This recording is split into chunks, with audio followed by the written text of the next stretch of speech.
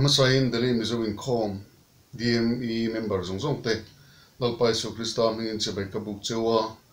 Pathian Ram no hun thamins min pe hi kasil kalome me maro chu ye ma kain du koplo le maya maro chu Pathian rin sanin Pathian na rumbolo tu min pe hian ti lot ring tum ania e kan Thupui ta na thlan chu Fakna Thiltih theihna ti hi Pathian Fakna hmuna Thupui la takania Thupui chak takania Thupui ṭangkai tak ani bokani Thupui Thawhlâwm takani kan ti theian chu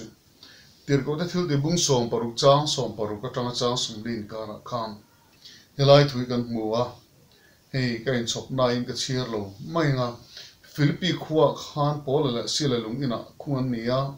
zanlai tong tain hlan sa amitang ten ngai thla a ta chun mak tak main lir lo nginga tanin lung phum lam kha ti che tin oma ti chuan kong khar ronin honga an kolbun pol la sila te kolbun te alo tlata no nol mai khania ti chuan he thil hi amak lutu gane Fakna mun ni om angalang lo atanga thin lunga Pathian Fakna atanga he thil lo chukania chumi na thila ti thei je chu chiang te tarlan khania hei hian ring tu tia lalpa faktura voice na te lalpa faktura in pek ngam na te lalpa ngai lutna Fakna ngai sa na khamin nei tira a hluin a thai ema voice na min peki thil lu ta gane Fakna Thiltih theihni Bible mun danga po mutur tam taka oma Chronicles pani na bungsom ni chang som pani po khan Jehoshaphat ale asipai de khan an sipai ral do te ma khan zai pol khan da atlat maya sipai an oma chumi ma chun zai pol den dingani tinani chu ta chun zai pol den Fakna hla anan sak khan an mel ma ta kan klom ta duai mai ni ti kan mu ani chun Joshua bungru thu khan Israel faten Joshua hova Jericho kul anti chim tuma khan an man chun chu musical instrument pakhat beram pakinia khan ham roi mai an ham roi mai khania musical instrument ringot khan mangtla tan chu Fakna Thiltih theidani thil na mai ni lova vointleng po hian Pathian Fakna le chibai buk na hmuna min taksadam na ten changa Pathian ha thawh muturom fobani chu wangin Bible a povaitam ta Pathian faktur kan ni thu hi min ko hmua min shilmo mola a musical instrument ringot po hi chi sang sang hi chu hi Bible a hian tarlan ni soi ania ma se Fakna Thiltih theihna ti kan soi lai hian kan rilwa hian thawhlâwm na tho Thiltih mak thil mak miracle kan tiang kha rilwin alo lang fo thin tlak maya tirko thil ti bung som paruk thuwa ni chirgan solan ta polale sila thil tom ta ka Pathian Fakna tanga Thiltih theihna na satak lo lang kha rilwam hal thin ka tani khamituma Pathian na tho kha Fakna Thiltih theihna kha anasai na ro puem maya worship lotling lutuk an nei hani kan ti kha ti chuan tanin chuwa khan thilpui mo bermai chu a thilpui bermai chu in honglo turin hong hini tin in kal turin kal lo te po hi a poilu tu gani chu wangin kolbun lai lo in phelngot mai te kongka in hong ron mai te kha adikina adik lova thil serious lu tu gani ya chu wangin polo le sila te worship kha a lotling thon tani chu te wang chuan Fakna le chibai buk na Pathian Fakna le choi moina hmuna hian helai thui kan be chan thuina Thiltih om tak ani reng ani kitini chu ti lai chun karil rom thin chu hei hiani evile adama bo chet nuwa Pathian rilru lian ber le mishing te la katin zon ngar chu du taka siam mishing te na lalpa kan hnaia lalpa kan bela lalpa kan in hna a amarin na kan hna a thildang song aya amma Pathian kan thlan tla thini a hei Pathian rilru lian ber le mishing te a Pathian na tum ka chu ne ya Fakna na tum lai ril ber po hi thildang ni theilova hei ṭheuh hi ni tlatani ei thil mai po hian ama Pathian kan nei tu na tur ko kha atin zon ngar kha ani maya chu ka fu ngar atum ngar kha ni ta wangin Pathian in ama kan nei thena turin cholovin na thoka ruahmanna siam renga ti tu chi sang min pe ruahmanna chi rang siam thione Israel fa te po kha Pathian thu zia kha an chala reng tu te na ti a tin so ma pakhat te pon tho chu train pe tur na ti a dan le thupek chu sang pe ni heng zong hian en tir chu ka sui tak angin thil pakhat chiani amma an lat lo nan aman bo san lo nan le an hian an reng theina turin Pathian thlir tla tang chun chu pui mo bera chu tu dan top mai ni a chan chu thil dang wang ni lo wa mangai na salut tu topin tai ni lo wa min mangai wang ani top mai so di chuan Pathian Fakna la chbai bugna praise and worship po hi thil dana ta na lo ni lo wa ni chu lalpa kan nai le na ta lalpa kan tat theina ta lo ni thofa alo ni kat mai chu wangin Fakna Thiltih theihna chu kong chu sang lo thoking a kolbun zong in a mitwi ta zong in engenian ban phar le ring ta ko chu tur zong te pon ani mai the engtin pon ni sela alolan chu dan chu engtin pon ni sela atum le ko ngar ke khu ga tum na zong chu mishing lalpa nai kat na mishing lalpa bel kat na mishing lalpa ada pui mo ber na he ni tho ani lalpa Fakna chu kong sang kan lam tiring kan po chu kan mai the zai pola te kan telen mai the musician zong te amal zai zong te alam zong te pen te kong sang in ma se Fakna Thiltih thina hlo tling na chu zai moilo zai tuilo lam tam lo ma mon lo fin lam pe lo wa point na lo lalpa faktu de thin lung chung ril lalpa ne lama po nai ani le lo kha ani mai ni chu vai Fakna tak lan tu Fakna Thiltih thena chang tu chuan lalpa anai thina Fakna Thiltih thena chang tu chuan chu lalpa nen ani mai thin ani chu chiang takal na chu pola le sila te tarin ve pola le sila te tarin ve tu khani pu te u chandam kom thena turin enge ka ti tu aram te ni an chu koin lalpan lo ring ta an hlim ta emani ti kan ria am lalpa ngai lo machine tha lalpa ngai lo chung ko kha lalpa alom ta lalpan lo ring ta chu Fakna na tum alai mo dik tak chu ni thata ni pola le sila Fakna kha lir hi na top mai lo fa ta ni kong kharin hu top mai lo fa kolbun light la thil ma ga khana top mai lo apoi mo berzo le tum dik tak chu ring lo tu ina lo ring ta rin na wang nim na sa ta lo thing ta kha Fakna na tum chu ya pui mo berzo to ani chu vai Fakna Thiltih thena kan soi hian apoi mo ber chu faktu nunin lalpa nai sokte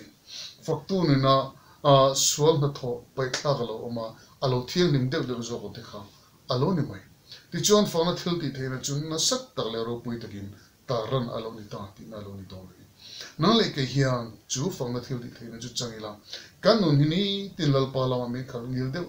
devin lalpa lo nai deu la ti ka thu chani a lalpan kan za ta an mi som sak thero se Psalm number pariana chang thung le chang lia chuanin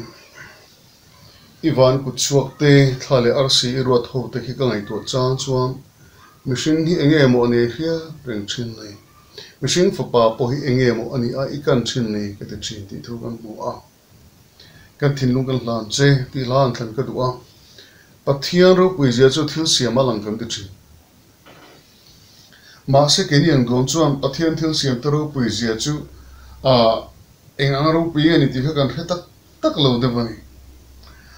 minan sui trina minan thin bok tak na in kan khiat fi chin kha tam lo thei viu mai ni lo chu ka ho mo em kan tia tlai lama ni tlamoi ta kan mu le a wa moi te lu lem kan ti lem le cho ka ni chuak le ni tla mai pi lama hiam azir thui a heta ma piang te chuain Pathian hero puin tia amma kan tia hetiang taka Pathian ro puin engting nge machine te min mai tlat mai ni le ti in anti wai ngai thin ani machine te chunga Pathian min mai na alan machine te chunga Pathian in amma ina lan tir dani kan phu hlol lova kan chan pol ni phak tur ni hira lang lo kan chan pol ni phak lo angalang kan chan pol ni si hi maka aro puini mak takamin mai tu Pathian ne hiam kan thiam na zong te hlan zo vek mai la min mai na chan le na tan a hen lo lovani chu wangin Pathian Ram kan theihna tarlan hma kuna thing thingoi ngoi tur hi kan lo ni ani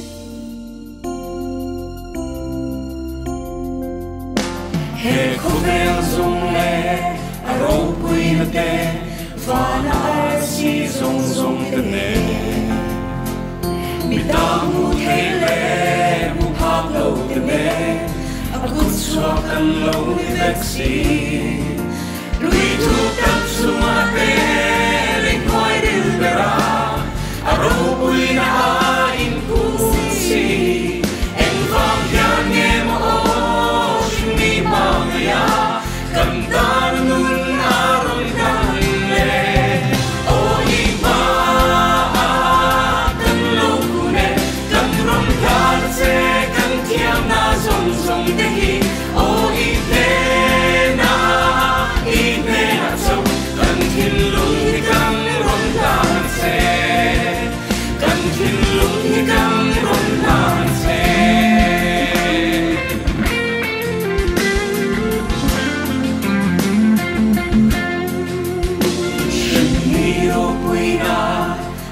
song te le angai lut thil tin reng te hi thil lu ati le angai sam thil de moi na le sa na zong zong te kan pathian mai na sa le na turi thil lu to reng a om lu ve kan thiam kan ke na le kan nun na song po lan zoi la silo o i ma kan lo kune kan rom kan se kan thiam na zong zong te hi o i te na so kan thin lung hi kan rom kan se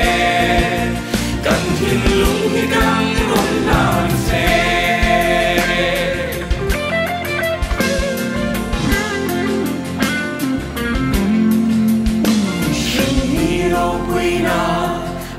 song te le angai lut thil tin reng te hi thil lu ati le angai sam thil te moi na le sa na zong zong te kan pathian mai na sa le na turi thil lu to reng a lu ve kan thiam kan kei na le kan nun na song po lan zoi la silo o i ma kan lo kune kan rom kan se kan thiam na zong zong te hi o i te na so kan thin lung hi kan rom kan se kan thin lung hi kan rom kan se o i ma kan rom hlan se kan thiam na zong zong te hi o i me na so kan thin lung hi kan rom hlan se kan thin lung hi kan rom hlan se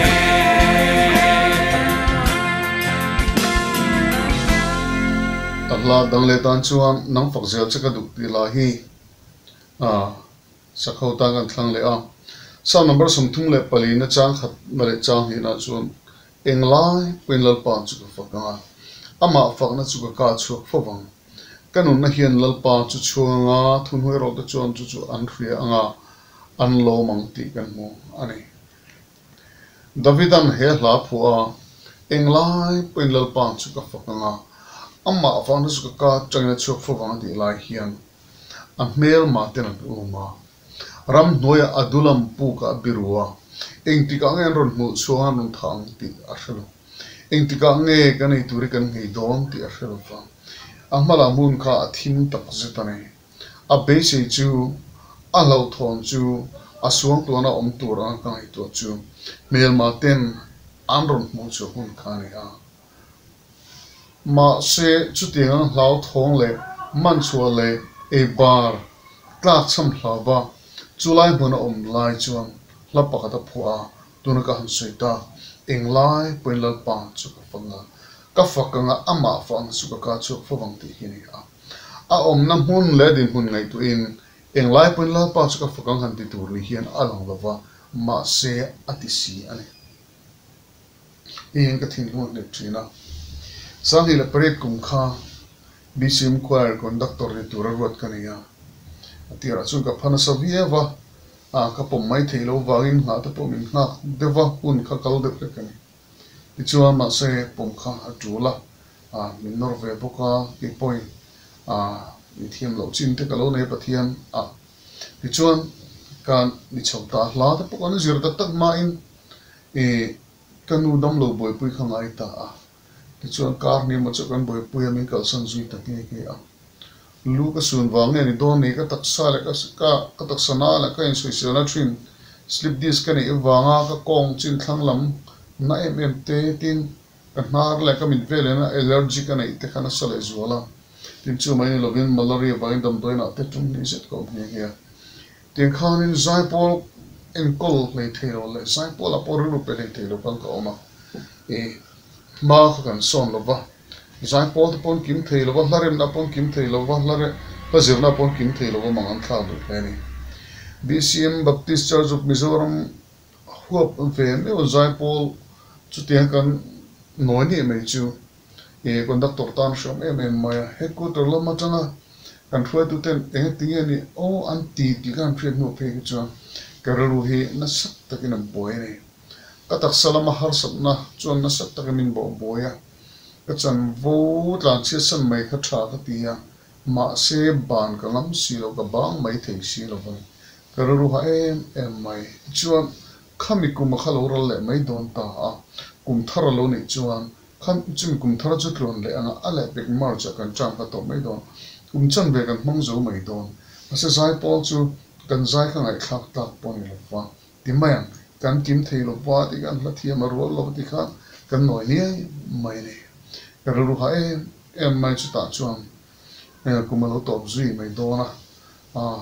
ti nge niang ti in ru in khapin ru ban mai du na thin lung pu he zawka ka online ni kha chu studio ka oma chu ta chu Pathian Ram in rum pe ta chu hen la hi ni nang fang na hlang lu chu in chi bai book lu chu la he tharau de thei ta khem khui lam ngai khoi nang Pathian nung chu ni engking chunga ro rel tu in hen lo wa hian thlam mong lo ti kha lalpan min lo chu la chu ka ji chu ka mak ka ti ma sa ka pho tur dik ta ni ti kha ke ma khana chin ha ai ma ka hoi lam tur dik tak he lai min ko mu ni he hilal pa o ni ti ke ma hinga chi em a thuna na ron chun jom pa la chi bai ka bu ba chi ma ka lo ku nei fak na ka la na chi ka thiam na theina sungin lungai ni lo thlen na se him lo na kar po ni se nang fak je se ka du sam ber ni ka thin lu a hian Pathian du zong chau ti tur kan i ji chi em a hun le hun soi rem lo wa ahun lovani ti soiram lova kalung ngai ni chi Pathian faknan kalom ni po Pathian faknan chuta chuan kem a hian Pathian fakna chu fia tak zet ani kan lom ni a Pathian fakhi kan ti tur ngoi ni soi tu cheng lo fa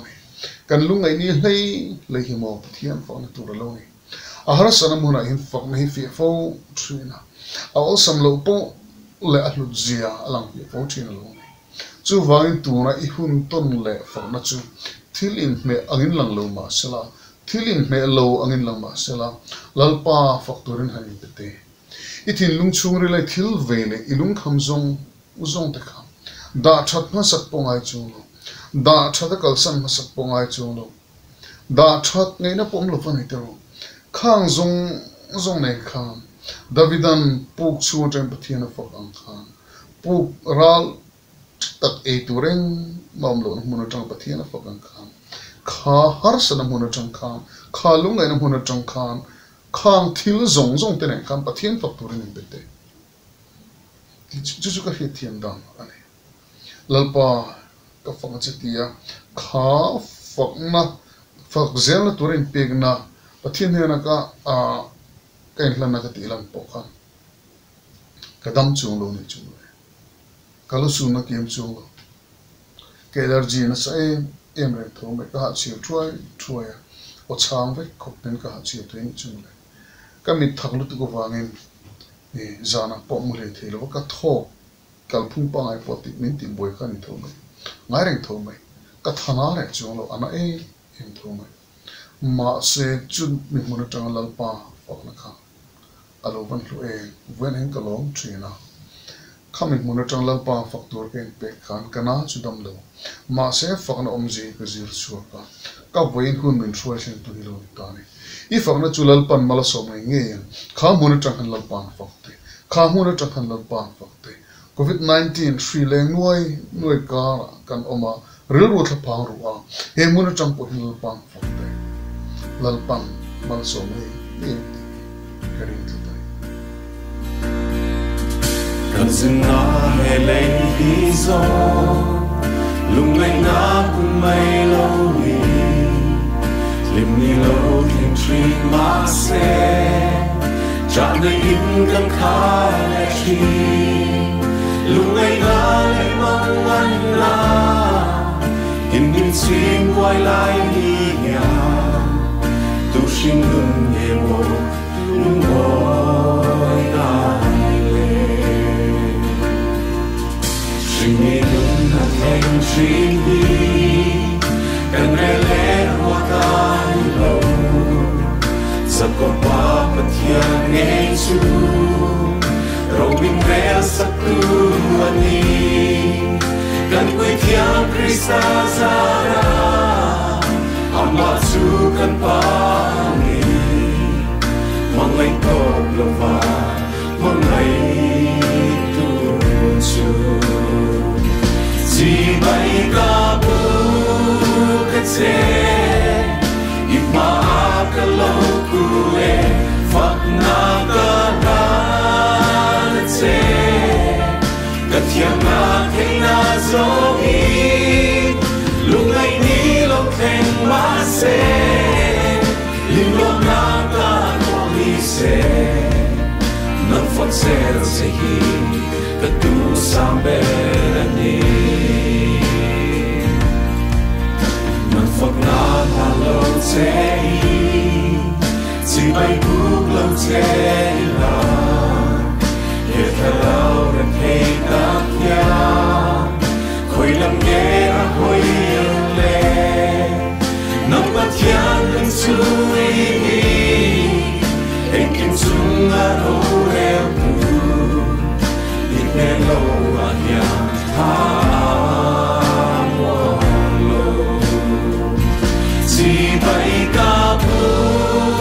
ke se ima ka lo ku le fakna ka ban se ka thiam na theihna zo hi lung ai ni lo theng ma se lim lo na ka ko ni se non for se hi ka tu sa berani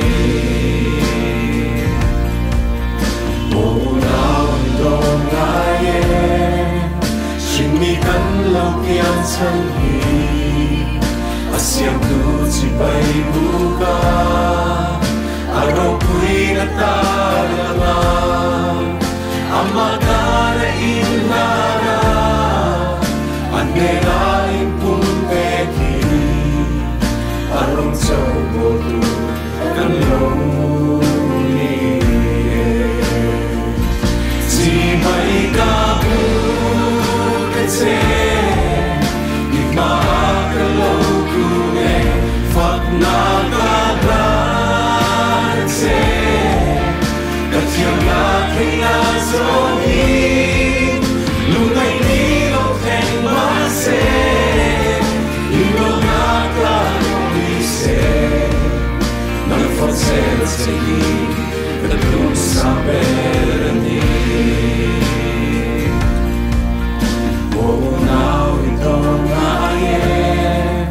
Shimi kan lo pia chan hi asiam tu chi bai buka aro pui na ta la amma ka in la ane na in pun pe ki arom so mo tu kan lo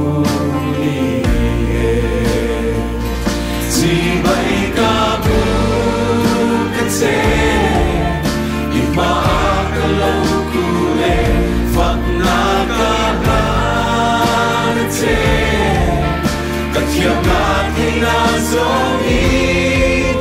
lung ai ni lo theng ma se in lo na ka ko ni se nan fak se se hi ka tu sambe ni Lalzarmawia number tu chu min hmanga siam tinia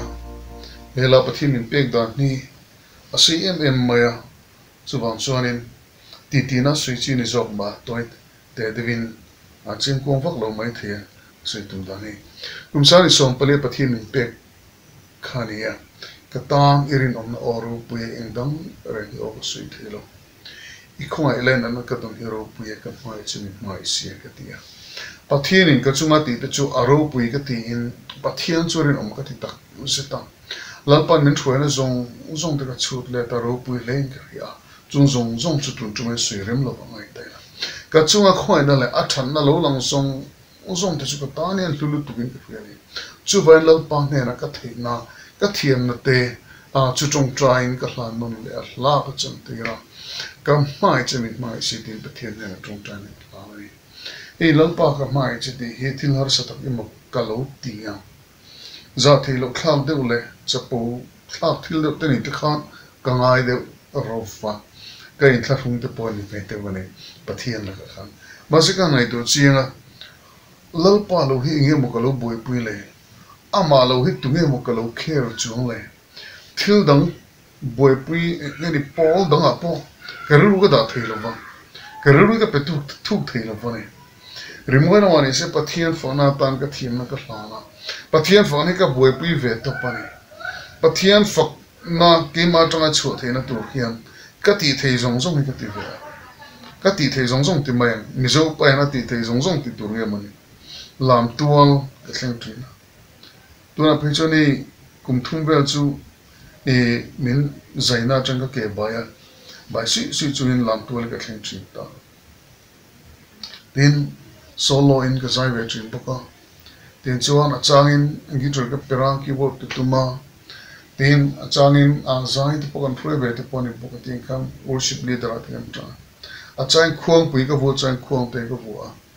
ki ma hian fakna ma ka ti thei ka ti ve tum chin ni te chuan lapan hla te pomin ka thina chumi ti puitling tu chuan ki ka theina zong ka studio ka in khunga chang chun ni te hi thil dam te le thilo vin ka oma lalpan hlamin pek kha ka boi pui ve tur ni ti nei ki ma om ve topa te chuan sung tam tak seng album kan siama te chuan kan nu pain chung ko kan boi pui kan ti lai china chu te chuan chung te chuan chen khat ma hlok na min thlang lem lo ma ti chuan chu te chuan e pathian fang kha ka boi pui ber chu alo ni ve reng maya chu wang chu ka mai chelal pa ti kha a in thla hung tur ka ni lo ka in thla hung tur ni lo lalpai ka mai ni ka lo lan tir lo mo le ka ti engeni lalpa ka mai na hi lalpa ne na pu ka lan tir lo mo le ka lo ti ni ti chuan zena hian voina hian u na tu kan zui le kan a chi la le so hi kan khoi thei lo wa do te kan chu thei lo wa kan du sakna lan tir turan e tur kan hlui thei lo wa kan tan na tak turan tisan seng me umba se rulet vedan kong da om no adu lo zong la ka intiar felima adu do zong chau ti turen phal mai kan ti tur lo ya kan mai te tan chuan phal lo chin me har ma anuk oina pokan zon berani am hian kan nun hian lalpa zol lalpa ti lung oina chap angai tole anti tum per hi ani apoim em mane ka mai che ni mai sia ti mangin ti la mangin pathian lo fa kho